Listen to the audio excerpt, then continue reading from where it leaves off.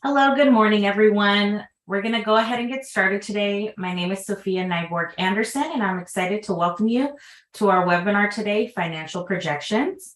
As everyone is getting online, I'd like to start out by sharing a little bit about the SBDC for those of you who are not familiar with our program. Essentially, the SBDC at the University of Laverne is a grant-funded program through the Small Business Administration and the Governor's Office of Business and Economic Development to help businesses get started and grow. And we do this two ways. We offer free workshops and webinars just like this one, and then we supplement them with free one-on-one consulting to help you be successful. And if you're interested in signing up for free consulting services, we'll put that information on the chat if you're joining us on different socials. And if you're in the Zoom today, you've already signed up for our services, so you can feel free to have a consultation after our webinar. And give us a call. Also, as we get started, I'd like to take care of a few housekeeping items.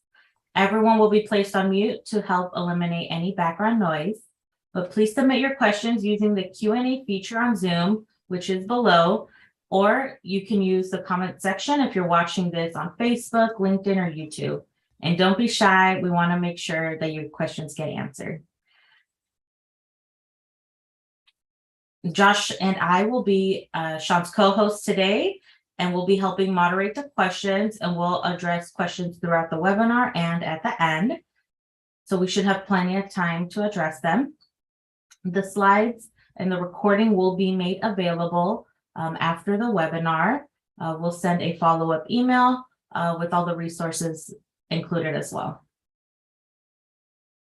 All right, with those housekeeping items out of the way, I'm pleased to introduce our speaker for today, Sean Snyder. Sean grew up in a family business, and he has a bachelor's and master's in entrepreneurship. Sean has a wealth of knowledge when it comes to creating a business plans for new and existing businesses and in-depth financials. Sean is a consultant and our director here at the University of Laverne SBDC office. And without further ado, please welcome Sean Snyder. Thank you so much, Sophia. It's a pleasure to be here and be here in such good company with you and Joshua Boteo at our SBDC office today, talking about everybody's favorite financial projections and budgeting. I know what you're thinking. I know I need to do this stuff, but where do I begin?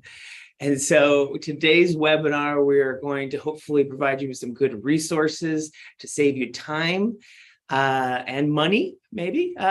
And we can plan out your money to make sure it's going to work. Because when we talk about the topic of financial projections, in a lot of cases, you might be at a different stage of development for your business. So a lot of times we're working with clients of the SBDC on budgeting and projections to just determine how feasible your business idea is. What can you afford to pay yourself? What is your break-even level of sales that you need to be at in order just to, cover your costs? Or how much can you spend on marketing? These are all really good questions that oftentimes are hard to answer without really diving into the numbers. And the numbers can be scary because it involves math, and funny terms like depreciation, amortization. So we're going to walk you through a tool that we use, but it's not just for startups. It's also a lot of times for established business owners out there that might be watching today. You may be looking to grow your business and you approach your bank for a loan to expand. And they may say, you got some good cash flow, some good history, all good stuff. Hey, can you give me a business plan or some financial projections to show how much you need, what you're going to use it for, and ultimately, how am I going, as the banker, going to get paid back? So that's oftentimes done in a projection. And also just goal setting. It's hard as a business owner to push yourself. But that's where at the SBDC, we work with a lot of clients in this financial modeling or projections or budgeting process, whatever you want to call it. We put down the numbers on paper because numbers don't lie. And they don't change. And so unless we change them. So we kind of pull it out of the business owners in terms of setting some goals. And we're going to talk about all of that today. And I'd like to get right into it, but I also want to emphasize, as Sophia mentioned at the start, get your questions into the Q&A feature at the bottom, because if you're thinking it, somebody probably else is thinking it too. And be brave. be the one to put it out there. There's no bad question or wrong question or dumb question, however they say. So let's learn together. No one knows everything, and we're going to learn from each other. And well, what we've done over the past, number of years, I won't date myself, but we've been working with business owners on this projection process. Because as I mentioned, it doesn't matter really where you are in running your business, whether you're just getting started or you've been running it for a number of years. Developing a budget is one of those cycles you kind of go through on an annual basis. And so we've worked with business owners over the years and I've worked with a lot of different financial projections tools, and I'm partial to the one that's been developed by SCORE because I like the way it's kind of broken down. And we're going to be using that. And that's what we're looking at right here on the screen. It's a Google sheet. So SCORE's was Excel, and I like Excel personally, but working with clients over the years, some people have a Mac and they use numbers. Some people have PC and they use Excel. What I like about Google Sheets is it's internet-based, and it doesn't matter what device you're using, it's all the same. But so that's kind of what we've done. We've taken SCORE's financial projection template and put it onto a Google Sheet. In addition to that, we've also added some of these videos here. You can kind of see there's startup and existing, and we're going to go through a bunch of these tabs down here at the bottom as we develop our projections. But if you double click these and hit play, you will literally get a video of me at my kitchen table walking you through this process.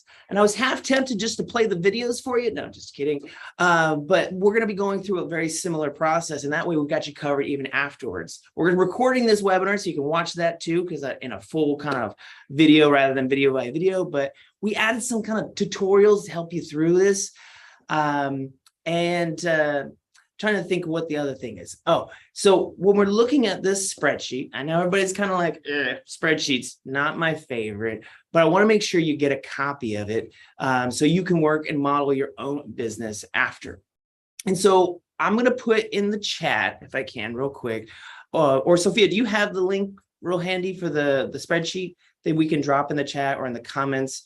What I want to do is I want to be able to basically get this spreadsheet in the hands of everybody. And let's see here, chat. I went ahead and put it in the chat for everybody.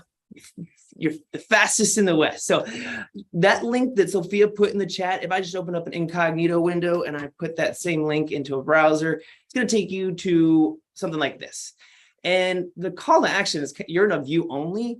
You don't need to sign in or request access. What I would rather you do is go up here to File on the top left and go to Download As or Make a Copy. If you're signed into Google, you can make a copy and it will add it to your Google account so you can work with it, and it's your copy so no one else can see it.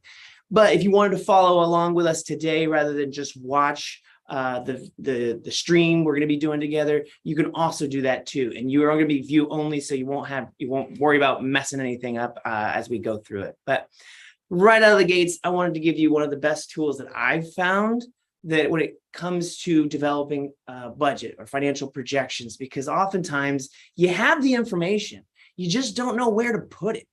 And that's where this tool really comes into play, because it gives us the places to put the information, and it formats it in a cash flow, an income statement, and a balance sheet. And most importantly, helps us determine our break even. We're going to talk about that at the end. But the way it works is we've got a bunch of tabs down here. We're going to go through them kind of one by one. I'm going to use a Taekwondo studio as an example because my son used to do Taekwondo. But once we get through basically the first 5 sections, the other tabs that go on and on here will be pre-populated with the assumptions that we use in those first sections, because that's all a budget is. It's a collection of assumptions that have to do with financial information. So we're going to go through those assumptions together, step by step, one by one. I think we'll be able to get this done in about an hour. And that's where the one-on-one consulting will come in, because yes, you may have specific questions. We might be able to address them on the line. But when it comes to financials, a lot of times they're very specific. And that's where, as Sophia mentioned at the start, we offer our free one-on-one consulting. If you're watching this on Zoom, just give us a call. We'll pair you up with one of our consultants. If you're watching this on our social media outlets, you may have to visit our website and just sign up for our free services. So let's get into it. Before we start, are there any questions? I'll just ask Sophia real quick if there's any questions before we get started.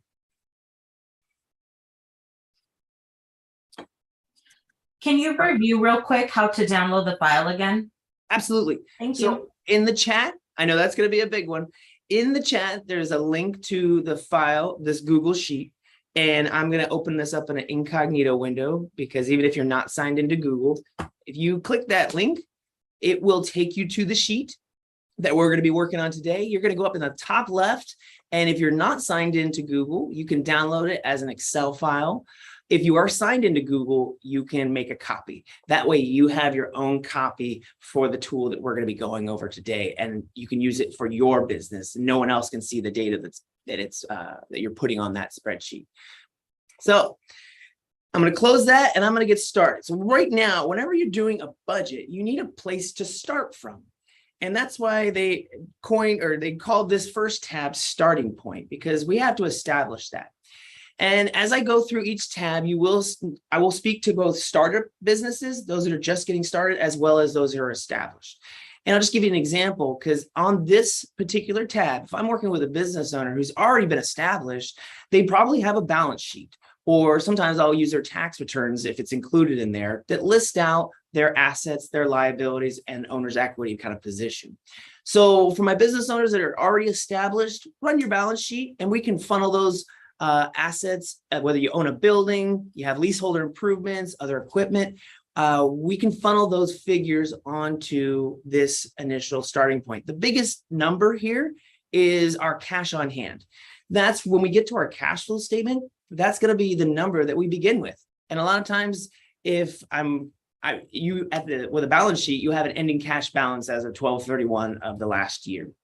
But for my startup businesses, a lot of times you're putting together those expenses. And to help expedite things, what I'm going to do is I've got another copy of this spreadsheet. I'm just going to copy this and I'm going to paste it over. And we're going to kind of go, just to help us kind of go line by line. So the starting point tab, what I like also about it is it helps kind of pull out of the business owner, do we need to buy land for our business? If we're doing a Taekwondo business, probably not. Not yet. We're going to buy that building, we're going to lease to own. But right out of the gates, we probably don't need a building asset or to purchase one. But we may have to lease a space. So here I've plugged in under leaseholder improvements, also known as tenant improvements. I've plugged in $30,000 because, well, I was thinking about my son's Taekwondo studio he used to go to. And, you walk into a Taekwondo studio, martial arts studio, and you got mirrors all along the wall. That had to cost something. There's a nice mat that's built into the floor that's probably custom. That had to cost something. Master Sean, who is our instructor, he had a little office just adjacent to the floor. So he probably had to build maybe a wall there, drop some electrical. But tenant improvements is oftentimes a big bundle of expenses that we want to try and keep as low as possible. And so I created this common startup expenses PDF. And it might be better to look at it on the Google. So up here at the top, if you're viewing this, there's a link to this common startup costs. So when I started the webinar, I kind of said, we try to learn from each other, right? Well, I've learned from a lot of clients I've worked with over the years that there's some of these common threads or common expenses. And even myself, when I started the SBDC here, we had to, paint, we had to drop some electrical lines. I had to do some drywall, red recarpet, all these things start adding up. And so I created this PDF and you can download it and make a copy of it. And what it does is it'll help you kind of list out your startup costs.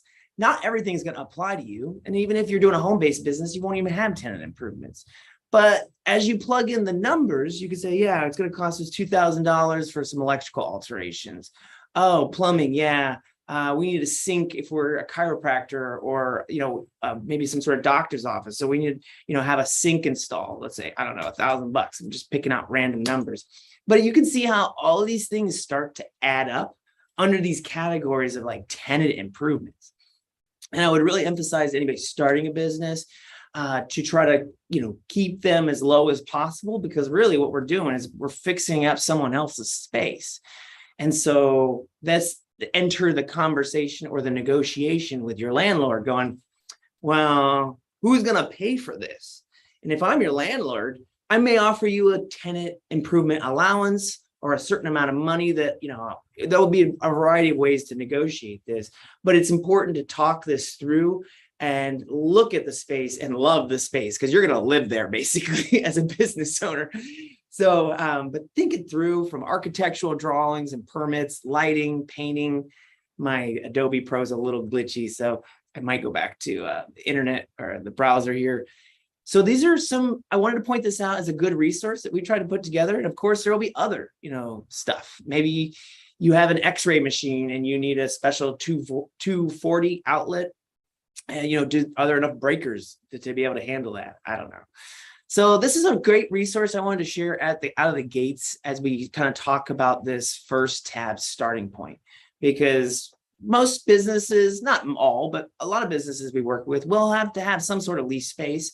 And depending on that situation, will you need to actually do some painting, some lighting? How will you need to approve it? But great place to, talk to your SBDC consultant.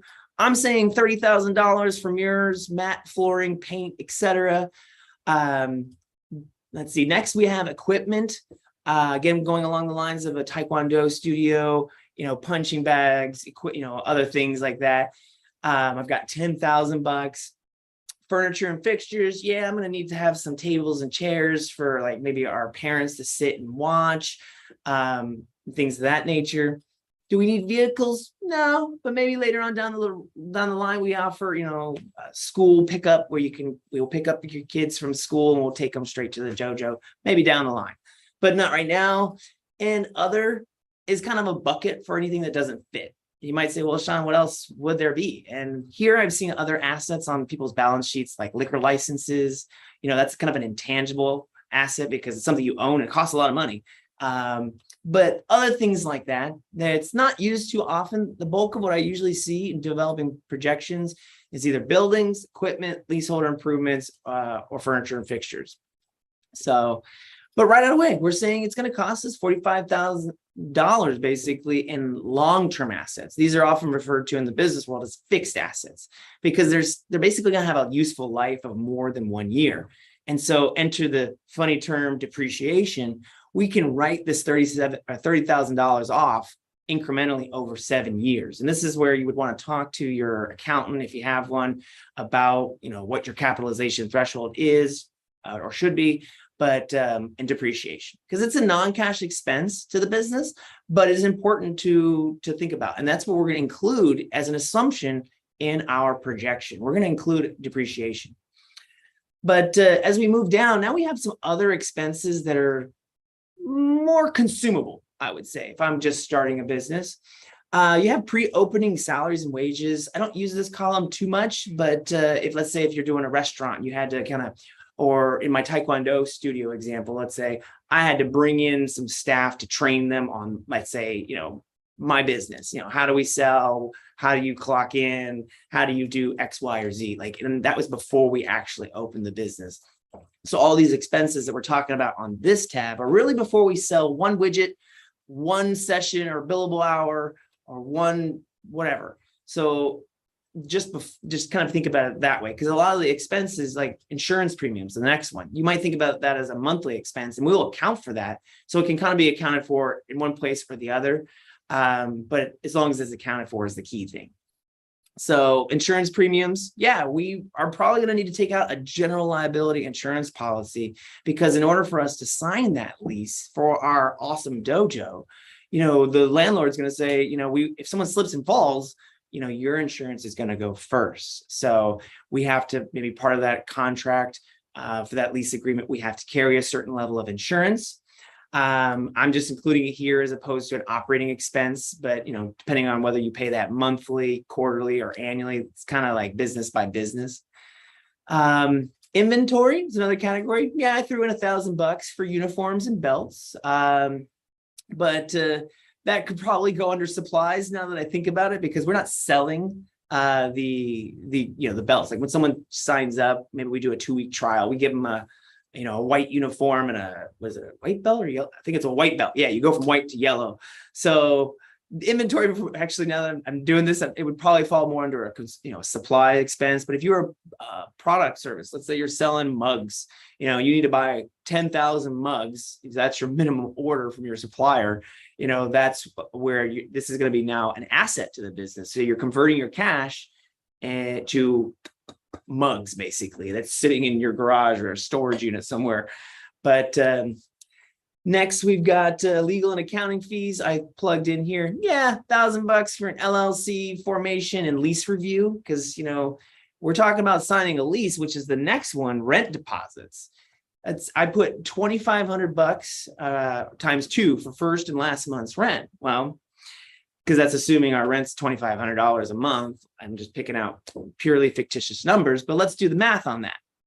$2,500 a month times 12 months a year times, let's say, I don't know, 5-year lease, 7-year, or something like that. The numbers start adding up. So you're on the hook for that. And especially if you're like signing a personal guarantee, and even if you aren't, like, that's what you're responsible for. So having someone review that lease, probably, even if it costs $500, $1,000, it might be worth it just to know what you're in for, because that's a long-term commitment. So that's why I've got like $1,000, because the LLC formations only run you about $100 if you did it yourself. But again, as we're starting this business, we want to start building on our network too, in terms of professional service providers. So insurance agents, we just mentioned, lawyers that focus on business transactions, because there's all types of law, right? And all types of lawyers. So we want to build a relationship with somebody that maybe does entity formation or contract kind of law. So as we're talking about the numbers, we start to like peel out like, oh yeah, we do need a referral for that. Oh yeah, check with the chamber, and all these fun things. So I love numbers. I know they're not what floats everybody's boat, but we're going through it kind of step by step, because the only way to eat an elephant is one bite at a time, right? So the next bite would be utility deposits. That's kind of a funny category of expenses, quite honestly. And when I first did this spreadsheet, I was like, what is this? But essentially, if you lease a space, like we've all rented an apartment, and if you don't have when you're 18, you don't have like a long history of credit, right?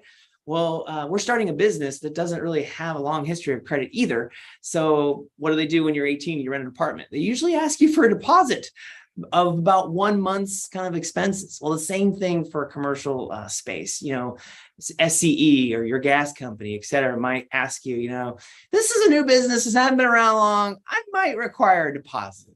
So I kind of plugged in $500 here as a possibility. Then we got supplies. Again, I could have put, instead of, we can move things around. And that's why I would really recommend you take these numbers, you plug them in here.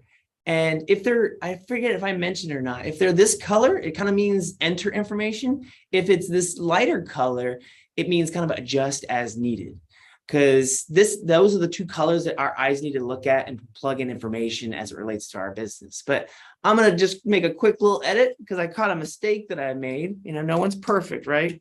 And I'm going to put it here. But what I want to do is I also want to kind of point out, like, where did I get that number from? So I'm going to delete that.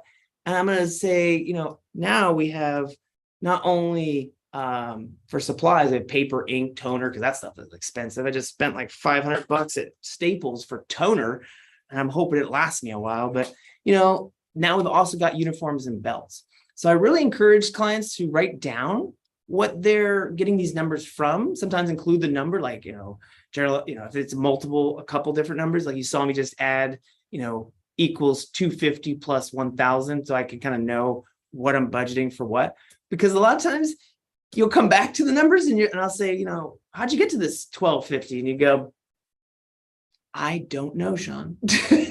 So write down kind of the written part as well. You have the numbers that tell one story, but the narrative is also really important to help you kind of develop this budget and work with others on it.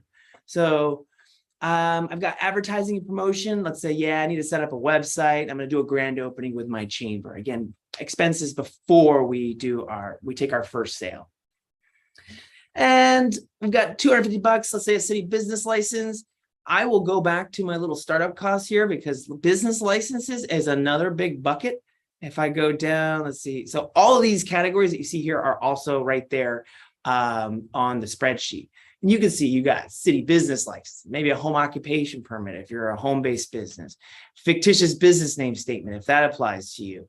Do you need a burglar alarm permit? Do you need zoning or conditional use permit? Hopefully not, because there's just a lot of different permits that kind of go into this bucket. So this is again where this kind of helps you fill out the spreadsheet. But there's a lot here. I just plugged in business license, purely example. And again, last but not least, we have other. So anything that doesn't kind of fit those other kind of categories, we can use that. But I've left it blank for here. And it's a startup cost. It's not really an expense, so to speak, but cash on hand. You know, we have to have an initial deposit for running this business. And a lot of times when we're starting a business, we're thinking, oh, I need a truck, I need this, I need equipment for that, etc. Well, oftentimes business owners leave out is, okay, well, how much money is going to be in the bank on day one? Because we're going to go set up this LLC to do business in, Sean's TKD. But with that LLC, now we have to go set up a bank account. And the banker is going to say, well, Sean, awesome, glad you're starting a new business. Well, how much are we depositing today? What are we putting in? And so I'm going to say $20,000. And what I like about this spreadsheet and this exercise of budgeting is we can kind of go through it with a wish list mentality at first, and then kind of come back and reevaluate things and start to play strategically with our different revenue, our expenses, our startup costs, and all kinds of stuff to really kind of model and learn what is it going to take to start this business. But most of my established businesses out there, you will have, you'll have under your current assets on your balance sheet, you will have, checking and savings. So down here at the bottom, they have this little calculator that kind of adds up, how much do you have on cash? Maybe you have some accounts receivable that are outstanding. Maybe you have some accounts payable that are outstanding. And it kind of just add this plus this minus this equals that. So to kind of finagle a roundabout cash balance that you are starting with. So it's a little bit different from my established businesses out there. But if you just run your balance sheet, or even just look at your, I think it's a Schedule K on a 1120S. If you make over $500,000, you kind of have a balance sheet right there to work from. But what we've done here is we've kind of just said, okay, let's say this is an exhaustive list. We've researched everything. We know we know the contractor we're going to get to do our tenant improvements. We know where we're going to buy our punching bags and our other equipment. Get our tables and chairs and all that stuff. Like, we've done our homework, and this takes a lot of time. A lot of business owners just want to get started, and I'm right there with you. It's like, super exciting, but a problem well defined is half solved. So we really have to define what we're trying to do and what it's going to take. So fight that urge. I will just say, or maybe not fight the urge, but to really take some time here. And you've seen me take some time in describing this one tab, because it's very important, especially if we're going for a loan, which is now where I'm kind of leading into. We've said it's going to cost us $76,500 to start this business. My question to you would be, all right, where's that money coming from? And that's where we have this box down here, where we talk about sources of funds. For my established businesses out there, again, you have a balance sheet. This is where we're going to enter your owner's equity. You're going to also have your liabilities there for your loans, or shareholder loans, etc. But let's say, sake of example, I don't know, I've been in the industry, I've saved up, I'm ponying up $50,000 for Sean's TKD. Just for sake of example, I'm going to say the difference, because I still need $26,500. I'm going to go approach a lender or a micro loan at 10% interest over 60 months or 5 years. That gives me a monthly payment of $563. So what we just did is we established a starting point, or a beginning balance sheet for us to start our projections. And now we can kind of move forward from that. You know where that money is going to come from on the owner equity side, if we have any liabilities, and ultimately, what are the assets for the business. So I'm going to pause here, and I'm going to see if we have any questions from Sophia, because this is a really important exercise to go through. Or is everybody just still waking up, getting their coffee? I'm right there with you. We don't have any questions at this moment. You can continue. Thank you. All right. And get them into the chat. There's no wrong question. If we can't, again, sometimes there's centers or very specific financials. So, we'll do our best. But so we've got a beginning balance sheet or a starting point. We're starting out with $20,000.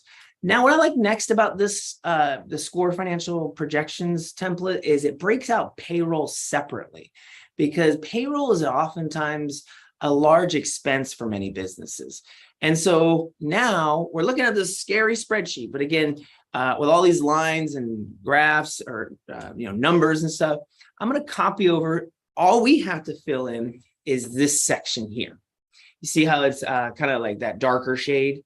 So here I've got Sean Snyder. You have employee name, the number of those employees, the hourly rate, and the estimated hours per week. These are our assumptions. And so I'm going to plug in that we have one owner, that's me, working $25 an hour for 40 hours a week. Now, oftentimes I get the question, Sean, how should I pay myself as a business owner? And I would say, I'm not an accountant or an attorney, but talk to your accountant, because there's generally two ways you can pay yourself. Depends on how you're formed, but if you're like a sole proprietor, basically all the money you make the business, it's kind of you and the business are one. But you can take what's called an owner's draw from our cash flow tab, which we're going to get to in a second, or you could even pay yourself on payroll. And what it's important to consider, whether it's you or an employee that's in your business, is these assumptions, but also the payroll taxes. So what I like about it is, like, we have one employee working $25 an hour for 40 hours a week. This gives us kind of a ballpark estimated pay, wages, just straight wages. And wages, our payroll taxes are usually based on wages. And so this wage limit is probably a little out of date, quite honestly. I think it went up a lot since the time I converted this. But the payroll rates and the taxes, these are the percentages that are usually based on wages, because a lot of people who are venturing out on their own don't realize when you're an employee of for a business, you see let's say you've made $100 on your check. You don't see $100. You see $100 minus FICA and SUDA and, all the self-employment tax or all these other taxes. Well, the employer also has to match a part of that too. So this is kind of what we're budgeting for now when we have to pay our employees, not just the wage, but also the payroll tax. So, but as an owner, you're kind of responsible for both the employee and the employer. So talk to your accountant. But I like this spreadsheet because it kind of, all you have to plug in is this right here. And this is really critical, especially for my established businesses. I'm looking at, okay, what are those assumptions? So, Sean usually works 40 hours a week, but, Jane usually works 20. And it's very consistent. So sometimes your business might not be that way. And this is where it could be a limitation of the model. You can hard number over some of this stuff, but when you do that, you lose some of the formatting. So, but it's a good, clear assumption. I think it's important to think about, like, on average, we're trying to hit the barn door, not be with going with the scalpel. This is payroll, and this is why I like this spreadsheet, because it makes it kind of a little simpler. But another thing that throws people is about workers' compensation. If you have employees, you have to carry it. And I'm budgeting right here 2%. That could definitely change because, well, every position is kind of rated from a risk standpoint differently. We're doing Taekwondo. We're throwing punches and kicks. Someone's bound to get hurt. Let's say our instructor, we're budgeting, one instructor.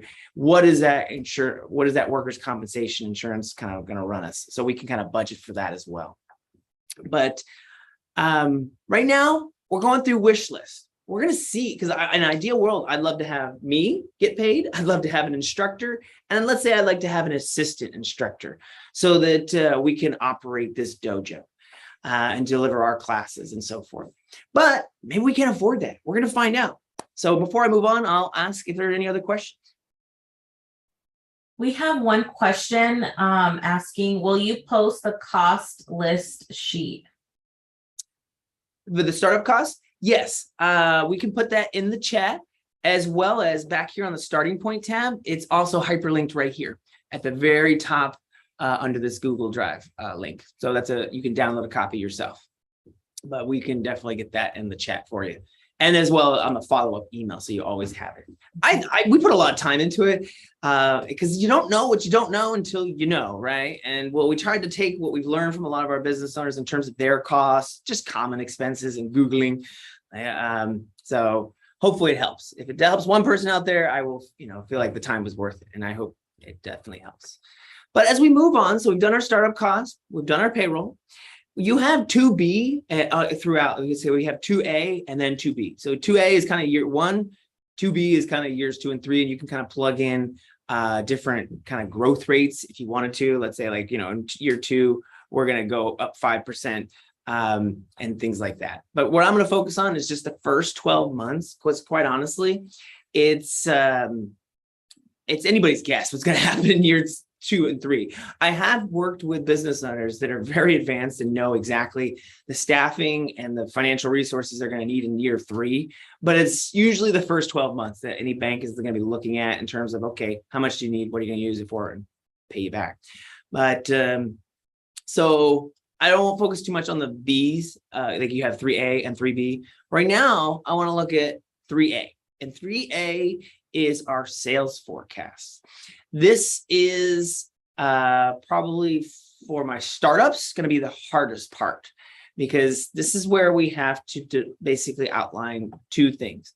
This box is going to say, what are we selling? And so in my Taekwondo studio example, I'm going to say we have, let's go with, monthly membership. I'll just fill this one in. Monthly tuition, I'll call it. And that's my revenue source. My units is students. How many students are going to be at my dojo? This could be jobs. It could be, counseling hours or consulting hours. And then what do I charge? Let's say on average, I charge $120 a month for, to attend our dojo. Other revenue sources could be belt tests. I know when my son was in Taekwondo, he had to graduate from the white belt to the yellow belt, from the yellow belt to the orange or the green, and so forth. And every time he tested, which was every month or so, we had to pay $50, for that test. So let's say we graduate, when we charge our students $50. And let's just say, for the sake of example, every time for that, he passed and he got a new belt and a little trophy. So let's say that's $3 in cost of goods for that particular. Every time we do a belt test for a student, we have to pay for the belt and the trophy. So this is a very simple example. You have 6 categories here of what you can list. And as you can see, as I entered monthly tuition here at the top, it filled in down here. And as I entered belt test, it filled in down here. And we're going to come to this box next, because this is where we're going to have to basically list out how many we are going to sell each month. But before we do, I just want to really emphasize less is more here. Working with business owners over the years, you may be a restaurant and you might say, well, we sell pies, we sell cakes, we sell crepes, we sell all these things.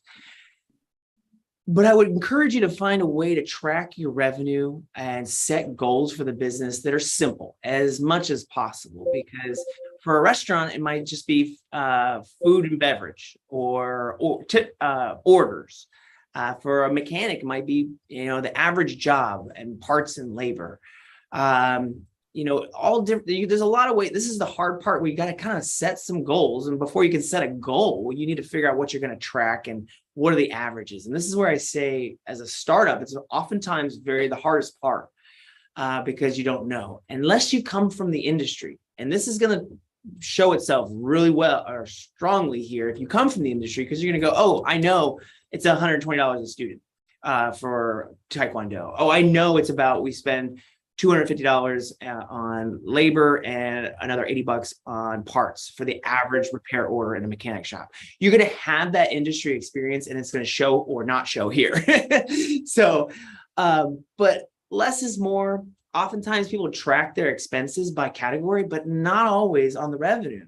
So my more advanced business owners out there, when I work with them, they have some pretty robust sales budgets, and they're broken down by revenue source or by goal. Dine-in orders is, let's say, another one versus takeout. So I'll get off my high horse there. Just wanted to kind of really emphasize this is a hard kind of piece of the puzzle, but it's really important because we're going to have to set up some goals. And let's just say for monthly students, they're going to join our dojo right out of the gates. We got 30 students we know that are waiting in the wings that will join our dojo on day one. As soon as we say we're open for business, they will come because they just love Sean's CKD or that teaching style. And so let's say we have to come up with a growth assumption for my startup businesses. And I'm going to say we're going to do that. And we're going to add 5 students a month for the first 12 months. I don't know. I can't tell you what your revenue assumptions are going to be. I can just kind of play devil's advocate as a SBDC consultant. And I can go, well, hey, Sean, I like the growth. I like your assumption about adding 5 students a month. That's pretty hefty. How are you going to do that? Oh, we're going to roll out a really aggressive Google Ads campaign that we've done. We've seen it work in the past, and that feels pretty reasonable. Okay. Well, I noticed, I would expect to see, more students probably in the months of May, June, July, and August, because, the kids are out of school, parents are going crazy, they want something for them to do that's structured and learning. Oh, okay, that's a good thing. There's different things, but at the end of the day, you have to be okay with these numbers and these goals. Can you actually bring in 5 new students? What if what is your attrition? The average student really just, goes up to, I don't know, red belt or whatever it is. But thinking through some of these assumptions and also writing them down. So down here, it's like, hey, starting, I don't know, let's say starting with 5 students. Oh, not 5. It was, let's just do this.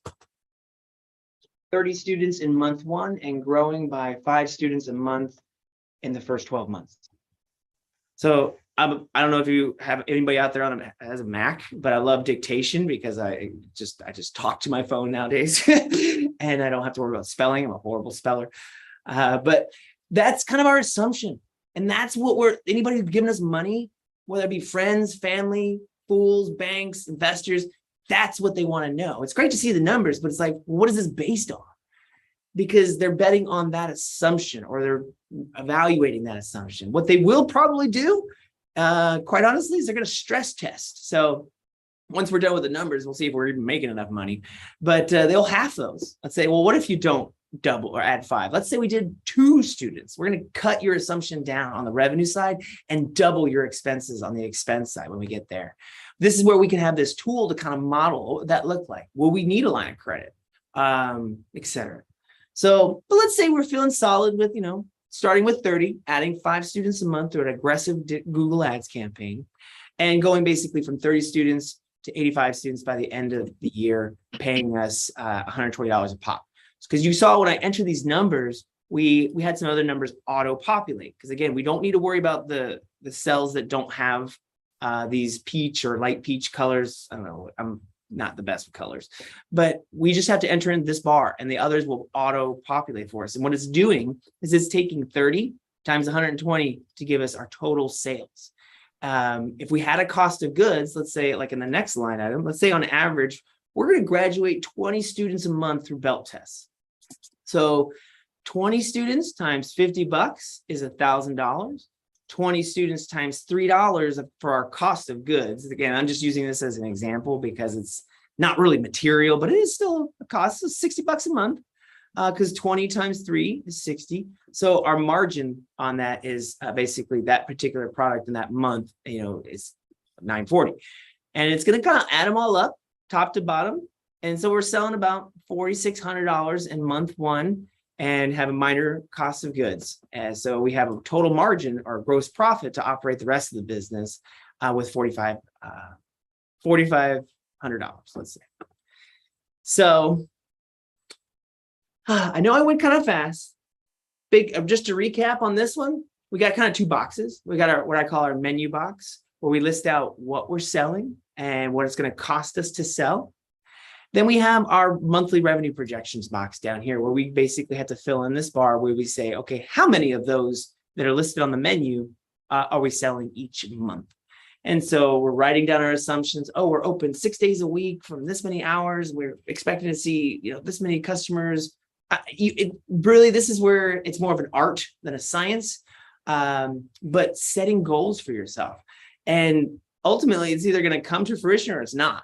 And you will have a place to go back and go, we made this assumption of, getting 5 new students a month. Maybe we're doing better than that. Woohoo! What are we going to do with the money? Are we going to spend it on marketing, or are we going to pay ourselves? Maybe we're not. Okay, well, gosh, what is it going to look like at the end of the year before our bank gets too low in cash? How can we adjust? Using this information is really going to be vital. So that's my information on the sales projection. Probably going to be the hardest for my established businesses. Usually what I'll do is I will say, a lot of times your accountant will give you, your year-to-date income statement. And what I like to do is ask for the income statement for the last 12 months broken down by month, because it's not really hard. It's just an extra, checkbox you have to plug in on the report. And I wanted to kind of see, because if you is all that revenue in 3 months worth of time, or is it evenly dispersed throughout the year? So, because there's a lot of seasonality in business, a lot of strategy behind what you're doing, and the numbers tell one side of the story, but we've got to really peel back the onion a little bit and understand the past to better set goals going forward. But I've also used this to even kind of see, like, well, what should we charge? We've looked at our competition and they're charging, only $100. If we think we're premium, maybe we charge $120, or, things like that. Because that's often a kind of head scratchers, like, well, what do I think I can charge? What should I charge? Because there's only 3 ways to grow a business. Increase your sales, cut expenses, or improve your margin. Well, we have 100% margin, so we can maybe increase our sales by just charging a little more, but playing with the numbers. Anyway, I will pause here for effect. No, just kidding. I will pause for questions. Any questions so far, Sophia? Yes, we do have one question. One brave soul out there. Thank you. Yes, of course. So Chris Johnson is asking, I have a tech academy with 4 schools and 3 payment packages in each school, totaling 12 for my students. Should I create a separate tab for each school, or how would you generally approach this? Mm-hmm. Thanks, Chris. Oh, great question. And that's for my advanced business owners. I've worked with other nursery schools and stuff. You'll probably have 4 different tax returns, right? Because each school is incorporated separately. What I would usually do is I would probably add to another tab let's see here. There usually is a button that says add tab. Okay, I think it's over here. So I would usually add a tab and I would kind of consolidate, because a lot of times when I'm approaching a banker, you want to show the holistic ability of financing, because one may be strong while the other one's weak. And so you want to put your best foot forward. And I usually will consolidate all from the starting point. I would consolidate all 4 balance sheets. I know it's a lot of work, but I'm pretty good at it. I've gotten over the years. I would then consolidate all the revenue, and then on a separate sheet, and I would consolidate all the expenses. So kind of like taking the approach of what we're doing for one company, but then adding a tab, if you will, for, let's just go back to the starting point. You'll have, leasehold improvements on some of the balance sheets for one company, but not on others. But I would have a tab that consolidates them all and just drops them into here. And that would be the way I would approach it. But it could be different for depending on your situation. If you want to see a holistic view of all 4 or 5 businesses, or maybe you just want to just focus on one. But I would probably do the consolidated approach at first, because sometimes you'll have loans between businesses too that kind of negate or net out to 0. But great question. Wow, that's a great business you have. Yeah, and Chris, I just want to mention you can go in depth with these questions, and Sean will be happy to help you out during your meeting next week that you have with him to really assist you with those questions. At the moment, that's all the questions that we have. Thank you. Yeah, no, and that's a really good one, because it's sitting down with these numbers, it's downloading your QuickBooks into Excel and going, okay, Sean, what do we do here? And how do we mush it together to get information out. So for my startups is gonna be the toughest part. I'm gonna skip over 3B because you could just say, okay, yeah, we're gonna grow in 10% for years 2 to 3. My next tab here, and we're getting closer to the end. So is accounts or additional inputs or additional information, I often call it. So this we got to list out, to a couple main assumptions: how quickly we get paid by our customer in terms of accounts receivable. Most businesses are going to be paid. I've listed here within 30 days. Same time you get paid up front. And same thing with our accounts payable. Like, do we have any terms? So if you're a cash business, you can just list 100% in year 1, 2, and 3. But if you did have any lag or payment terms with your customers, you can, like if you're in construction or maybe manufacturing or something like that, you could list out, what's paid within 30 to 60 days, what's paid within more than 60 days, and hopefully not too much written off as bad debt. But I don't spend too much time here, but it is kind of a thing you can do. One that throws people is the desired minimum cash balance. And this is kind of a funny question because it's really business by business. But, how low are we willing to let the bank account get before we pull out the credit card and start putting things on a line of credit? The spreadsheet will assume that you have an indefinite line of credit, which is great. Wish we all did have that, but we all know that's not true. So we will need to look at that to see, will the business need a line of credit at any point in time? Because line of credits aren't bad. You just want to be, responsible in using it. So you only take out what you need.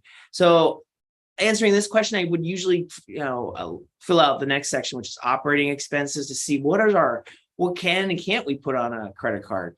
Well, we already did one, and that was payroll. We have $10,053 worth of payroll that we probably don't want to put on a credit card and pay that merchant cash or the credit card advance. So let's just say, for sake of example, we want to have at least $10,000 or 1 month's payroll available at all times for our business.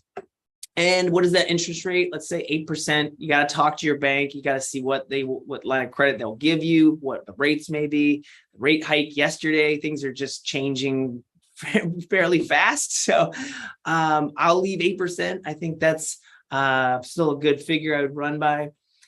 This box here, I don't really use too much, but if you wanted to buy, let's say, another truck in the coming months in June, you could kind of factor in that and as additional assets as well as depreciable assets. So that we're going to write that off. But most of if I'm doing like a projection for a bank to buy a building or something like that, I'm listing that in my assumptions on the starting point, and I'm including that additional debt there rather than here. But you can. The big one though is the taxes. It's not what you make, it's what you keep. And so, I've got 30% here. Talk to your tax preparer. If you're starting a business, it's good to have, again, we talked about insurance brokers, we talked about lawyers to review your lease. Well, a good accountant or tax preparer is also a good conversation to start having, saying, what should I set aside for taxes? My rule of thumb is always usually like 30%, because I'd rather, just not owe. But my mother would always tell me, Sean, get that exact number so you're not financing the government and not getting a bunch back. But knowing that you have to pay taxes is another thing on the revenue you make. So we want to factor that in as an expense and talk with our accountant about, do we need to pay quarterly estimates or can we pay this differently? So, but we're at least going to budget for that expense on all of our net income that we make. We're going to set aside 30% for taxes. Now that'd be different for you. Again, not a tax attorney. And I'm going to move on to the last leg of our tour before we open it up for the real moneymaker, which is the cash flow statement, because we did our sales budget. Now we have to do our operating expense budget. And it's really these line items that you're looking at here on the spreadsheet or on the screen come straight from the Schedule C. So advertising, car and truck, commissions and fees. If I were to pull up Schedule C PDF, you will see those same line items: advertising, car and truck, commissions and fees. So, but if you're not a Schedule C, then yeah, like an 1120S, the categories will be different. But what we want to do is now we want to list out, we did payroll expense, and I like the spreadsheet because it breaks it out separately. But now we got to do operating expenses. Like, what is it going to take just to run the business? And things like advertising, let's say we have $150 a month we're going to spend on, I don't know, we got email marketing through Constant Contact or MailChimp. We've got Facebook ads we're doing. We have our website hosting. So you can see how this category could kind of eat up, or, that's not even including our paid ad stuff. So car and truck, you can definitely have a difference there. And I want to point out, I know what you're thinking. There's a lot, like you just mentioned, Deshaun, there's a lot in advertising. There's a lot in car and truck. Well, do you have one of those handy dandy checklist items like startup costs? Yes, I do. So you can kind of plug in, what is your mileage, your gas, your repairs, your tags, your accident deductibles, and other, like, just different things that we've seen with other businesses that do add up into these different categories. Honestly, it doesn't matter what category you put it in, as long as it's accounted for, because that's what we want to do on the operating expenses. Is we don't want to get hit with an expense that we go, oh, we didn't think about that. So I put together some common operating expenses here. Insurance is a big one, like key person insurance. What if you're in a partnership? One is the scientist, and the other person is the business development officer, and one of them passes away. I mean, there's insurance for just about anything. But so this is something to look at as you're filling this stuff in. And again, when you download the PDF, it'll add up. This right now, it's not letting me fill it in. But if I go to like my PDF, I could do that. I could say like, okay, car and truck. I don't know. Let's say you could, if you're doing, and again, talk to your accountant about the best way to do this, but maybe my car is both personal and business. So in that case, I can't really write off all the expenses associated with repairs and maintenance. I can only do a mileage log. Again, talking with your accountant about like, how should I expense this? And if assuming the business can afford it. So I digress, sorry. But this is a great kind of thing. What would you call this? Resource to look at, to go, hey, yeah. Oh, that's right. We are a franchise. We have to pay a franchise fee, on our sales. So that's like 8%. Yeah, let's budget that in under commissions and fees. Because these categories, and you can look up the Schedule C instructions to kind of get a little more detail. But the categories can be a little ambiguous. So we tried to do our best effort into kind of getting a little bit more meat on the bone of what is, legal and professional services. But here for legal and professional, I've got $500. I'm budgeting for tax prep. I've got $800 in licenses and permits because I'm an LLC, let's say, or a corporation. In the beginning, I talked about paying rent and having to fork up $5,000 in first and last month's rent deposits. So I've got rent budgeted here, but maybe if we had a 3 or 5% increase in year 2, we might want to like bump that up. Utilities is another big area that's kind of like leaseholder improvements, where it's like you got water, gas, electric, pest control, I mean, like the list goes on. And of course, miscellaneous. Every business is going to have very specific types of expenses, but like under miscellaneous, laundry service or linen, uniforms, bank service charges, landscaping, continuing education, IRA contributions, all the sorts. So this can kind of help you think through these numbers. And it will take some time. For my established business owners out there, again, just like the one gentleman asked about like I will ask for an income statement. That will give me a line by line. What I will usually do when I consolidate all 4 of those, or however many companies you have, I'll have another column that will say, is this going to increase, decrease, stay the same, or be eliminated entirely by your plan or your strategy. So if we're going to go from leasing a building to buying it, we're going to see our rent go away, but we're going to basically set up another corporation and charge ourselves rent. So what are you going to charge? But really, what's going to happen for those categories or those expenses? But again, you see some other expenses down here that I want to call your attention to that kind of auto-populate for depreciation. Again, going back to that starting point tab, we had some equipment. Well, this is just adding up, all that depreciation. We also mentioned on the starting point tab, we had a loan. We were going to do like $26,000, I think. This is the interest. So you can't expense the principal portion of the loan, but you can expense the interest. And so that's carving that piece out. But when we get to the cash flow statement next, we're going to need both principal and interest to be able to make that cash payment. So I'm going to pause now for questions on the operating. But the big thing I would say here is going through it line by line, asking yourself what expenses we have. If we're established, which expenses are going to increase, decrease, stay the same, or be eliminated entirely based on our course of action for over the next 12 months. So any questions? I lose my voice.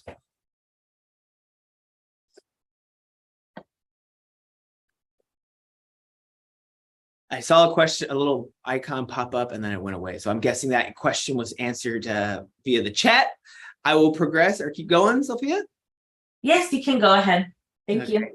And Sophia, Josh, thank you so much. You probably answered all these questions as I'm just rambling on here. So big shout out and thank you for being so helpful on the chat. Great. Just want to say thank you, because we are at now the last leg of the tour. And I want to zoom in here because this is important. This is our cash flow statement. And you'll always hear it, cash is king and cash flow is queen. Well, this is where all the fruits of our labor up until for the last hour, said we were going to try to keep it to an hour. Well, we did. We've created a budget. And I want to walk through it real quick because basically we're saying in month one or in January in this case, we're starting out with $20,000 in the bank. Well, that came from our starting point tab right here, $20,000 initial cash balance. Again, it's not really a cost of starting the business, but it is money that we're going to need to have available to the business to run and operate. So in a cash flow statement, we got to look at two things: cash coming into the business and cash going out of the business. And first, let's look at the cash coming in. We said we had $4,600 in cash sales. Well, that came from our 3A sales forecast, where we had basically 30 students a month paying us $120 and 20 belt tests paying us $50 each. Add it all up, that's $4,600. Then we didn't sell anything on accounts receivable because we said we were a cash business. So that's all the money coming in. Woohoo. Now let's look at the money going out. And it goes out in a couple different ways. So our cash outflows here, first and foremost, we had $60 of cost of goods because we had to buy that belt and that trophy for those 20 students that month. So minor.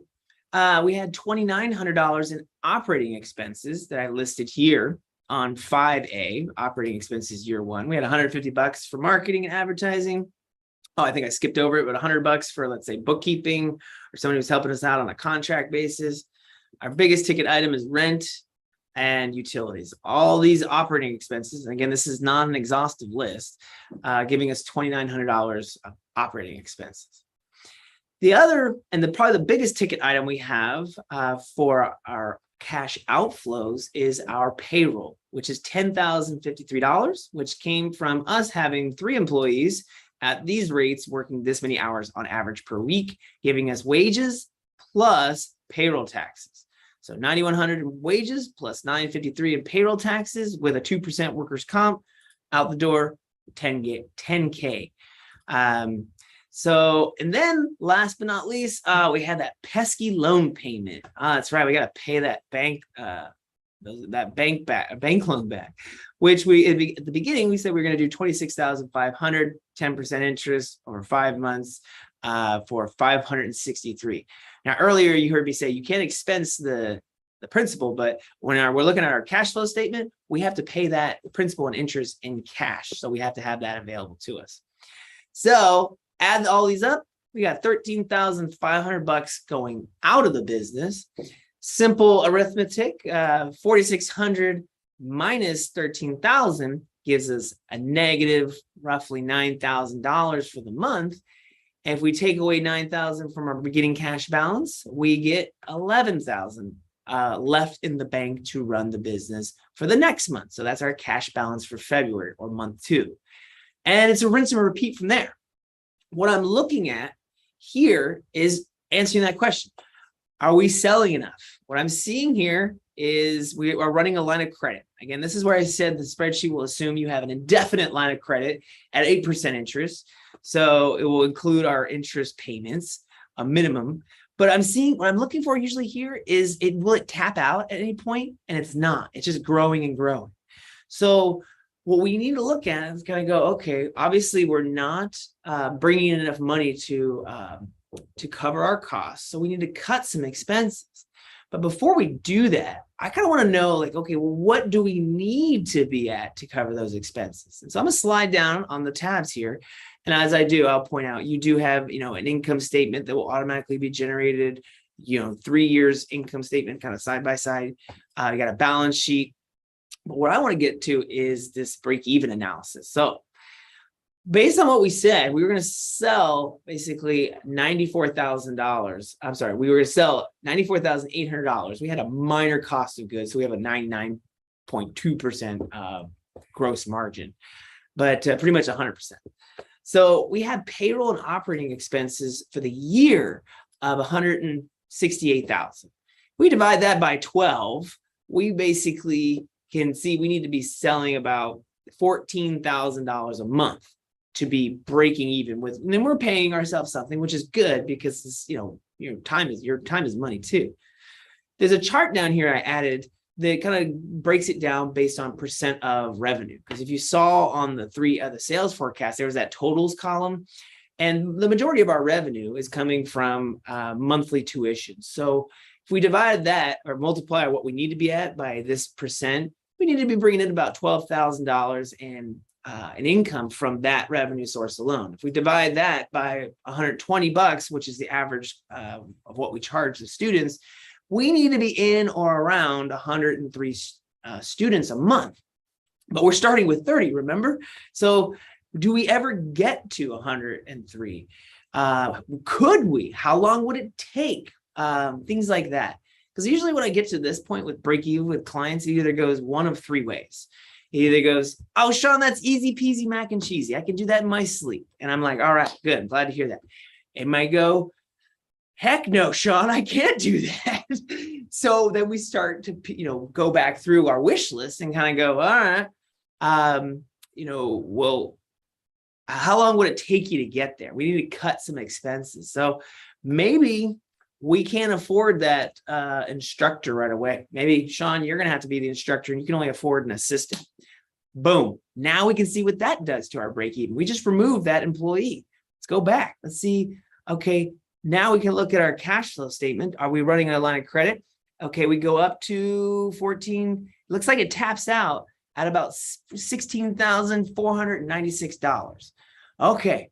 Do we have access to that line of credit, or do we want to just add that to our beginning loan that we started with? This is the fun things that you can start to do with the numbers once you have your revenue assumptions and your expense assumptions in a tool like this, because now what is our break even? We dropped from 103 students to 74. All right. The reason why we're running a line of credit is because we don't reach 74 students until about September. So this is where, again, numbers don't lie, and we can change the numbers to make it look great, but that's not going to do you or me any good. But now we can start to use the spreadsheet and modify those assumptions to see what can we work with. Heck, I might even ask, do you have enough parking spaces to be able to accommodate 85 students and their parents? I mean, like really random stuff. But thinking through your plan, getting outside feedback from a confidential source like the SPDC is a great way we help business owners. And well, this is where it comes down to. Cash is king and cash flow is queen. And we want to plan for that line of credit or know that we're going to need it so we can start raising money before we need it. Because, well, I often compare cash in the bank of a business to gas in the tank of a car. And if you're getting into your car to drive a long distance, you're probably going to look at the gas tank and go, do I have enough gas to get there? Just went to San Diego for a conference recently. Got in the car and was like, I think 3/4 of a tank should get me from Chino Hills to San Diego. But those are the thoughts, because you're going, okay, if I don't, do I have my credit card with me to stop off and fill up gas? Because if I run out of gas going to San Diego, who's going to pick me up on the side of the road? Nobody, probably. So if we want to plan for this cash need, much like we would look at the gas in the tank of our car, cash in the bank of a business, so that we can raise money before we need it, have enough, not too much, where we're just sitting on cash, but think about these things. So this is where A lot of banks will refer clients to us to help kind of think through these numbers. And it doesn't matter who you are. We work with doctors, lawyers, people who know their trade, but they got to focus on the numbers, and nobody does this. So it's oftentimes helpful to have somebody to kind of work through these numbers with you and play devil's advocate in a lot of ways. But I will stop there.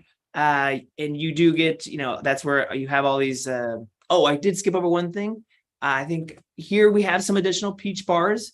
If you had to buy additional inventory, like if you had a product-based business, owner's distribution, as I mentioned at the top, was, or not the top, somewhere around payroll. You could pay yourself as an employee, or you could just list yourself as an owner, pay yourself a draw, which would come out of cash in the business, but off the balance sheet. So it takes a lot of that formulas there for you. The spreadsheet won't assume that you will pay back your line of credit. You have to tell it. So for example, we have $740 here to work with in terms of net cash flow for the month of, November. If we wanted to repay some of that, let's say $500, put it down on our line of credit, we could start to repay that. But if you had investors, you could also show in here where you're going to pay them their dividends. It's a really powerful spreadsheet, and I will just stop at that because I don't want to, get too far into the weeds. I promised Josh and Sophia I would try to be as succinct as possible. So, Sophia, do we have any questions? Yes. So one question is, would you explain the line of credit? Why is it increasing, and what's the limit? So line of credit, based on our inputs here, we said we wanted to keep at least $10,000 in the bank at any given time. So if we ever run lower than $10,000 cash balance, like we do, let's see here, we go from 14,000, 10,000 in month 3. It will keep $10,000 in back. We go from 14,000. We breach that threshold of keeping at least $10,000 in the bank because we started out with 20. We breached that threshold by month 3. So any expense that would take us below 10,000 automatically goes onto a line of credit. And that's how the spreadsheet just assumes you will basically that you will have an indefinite line of credit. Whether we have a line of credit of $16,000, that's to be determined. But that's what we're going to need based on these revenue and expense projections. And the interest that is included here is the 8% divided by 12 times whatever the balance is on that line of credit. So it's like kind of calculating your minimum payment, if you will. But good question, because that's what I'm looking for. Like, do we need a line of credit? What is our break even? And because really, quite honestly, we could just take this 16,495 or 496, add it to our starting point. So now we basically know we need to start with a little bit more cash. Because what we're doing is we're bleeding cash in these first months until we get to, September? Yep, September, our break-even point. Till we get to that number, I think it was like 73 students based on removing that instructor. We need to have that in cash to get us there. Because we're ramping up. We're not at that break-even point. Any other questions? Yes. Can you advise what is considered to be an appropriate profit margin? Ooh, the bigger the better. Profit margin. I was thinking margin on like a product. There are reports through IBIS World.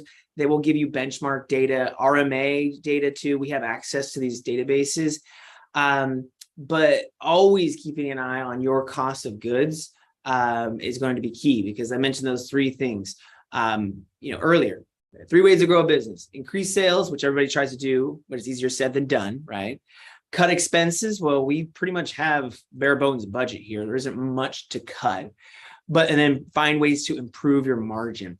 And that's where it's like, okay, well, what if we charged instead of 120? What if we charged 150? How does that change our break even? We can quickly look at these things to kind of go, okay, now we go from 73 students a month to 60. So that just bumped up our from September to probably somewhere in the neighborhood of August. But in terms of profit margin, looking at benchmark data, RMA, IBIS World, hopefully you come from the industry so you know what people are charging, competitive analysis, and just you can kind of approach it two different ways. Approach it with what you think you can do, and then kind of back into it and what you need to do to be able to make the numbers work financially. Because if you can make the numbers work, you could probably make a lot of the other parts of the business work. But having as much margin to work with is going to be ideal. But depending on the business, you might be working within margins. So, any other questions? That's all the questions we have for now. Thank you. All right. Well, I love numbers. At the SBDC, we do a lot of business planning and budgeting, and the business plan is kind of broken into two sections. There's the narrative, the who you are, the what you do, and then there's the other really important part, the financials, where everybody kind of needs a little help. And don't be shy, reaching out for financial projection help, but because breaking it down. That's what we do all day, every day with business owners, just like yours, just like you, to kind of think this through, because you're working at your kitchen table, you're working at your office or wherever it be. And it's good to just kind of bounce it off of someone who goes, does this make sense? Before you either approach a lender, or maybe you've already approached your lender and they've said, can you give me this? So now we have a resource to help you through it. Again, we won't do it for you. We will do it with you. And we're going to be that resource to help play devil's advocate, give you the tools to be able to do it yourself, because that's a real big rule that we have is do it yourself. So you know what goes into these numbers, because at the end of the day, they're going to come to fruition or they're not. And you're going to need to be able to pivot to be able to make that adjustment, and knowing what the numbers, the assumptions that the numbers are based on is going to be critical. So without further ado, I'd just say thank you so much for joining us today for our financial projections webinar. A lot of good questions, really enjoyed it. And just know, as Sophia put in the chat, if you're watching this on Zoom, you can give us a call and we can schedule you a meeting to meet with one of our consultants to talk about your business one-on-one via Zoom. If you're watching this on social, be sure to give us a like, comment, a thumbs up, share this resource with others, and visit us at lavernesbdc.org to sign up for our free consulting. But until then, I will bid you adieu, say thank you so much, and we will see you next time.